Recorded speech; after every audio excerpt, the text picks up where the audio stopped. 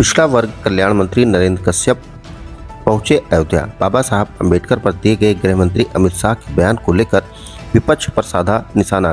कहा, जिस तरह से हो हल्ला विपक्ष कर रही है, शायद वो भूल गए 1991-1992 में पहली पार्लियामेंट का चुनाव डॉक्टर अम्बेडकर ने लड़ा था। इसी कांग्रेस पार्टी ने बाबा साहब को हराने का काम किया था। बाबा साहब के राजनीतिक यात्रा में कांग्रेस हमेशा बाधा बनती रही है। आज कैसे बाबा के प्रति हमदर्दी का भाव उत्पन्न हो गया। बाबा साहब के जन्म स्थान से लेकर निर्माण स्थान तक पंच तीर्थ का निर्माण करके मोदी जी ने बाबा साहब अम्बेडकर सम्मान बढ़ाया है।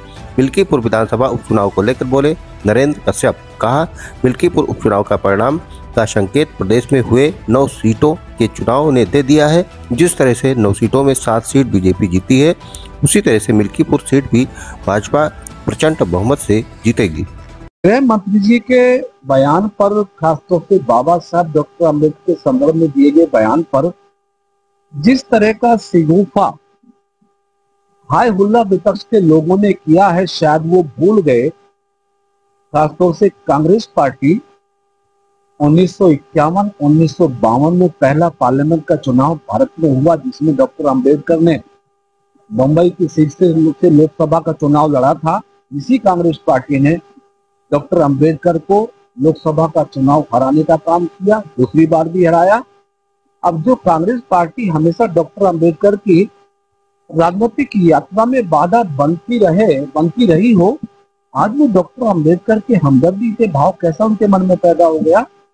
देश जानता है, दुनिया जानती है, मोदी जी के नेतृत्व वाली सरकार में बाबा साहब डॉक्टर अम्बेडकर के जन्म स्थान से लेकर निर्माण स्थान तक पंच तीर्थों का निर्माण करके मोदी जी ने बाबा साहब डॉक्टर अम्बेडकर साहब का सम्मान बढ़ाया।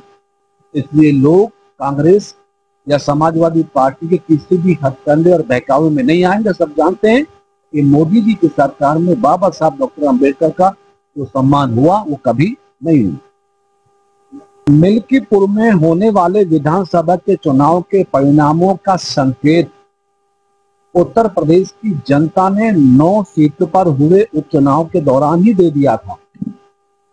जिन 9 सीटों पर उपचुनाव हुए, 7 सीटों पर भारतीय जनता पार्टी एनडीए घटक दलों को प्रचंड जीत मिली और बाकी 2 सीटों पर भी हमारी पार्टी ने बेहतरीन प्रदर्शन किया।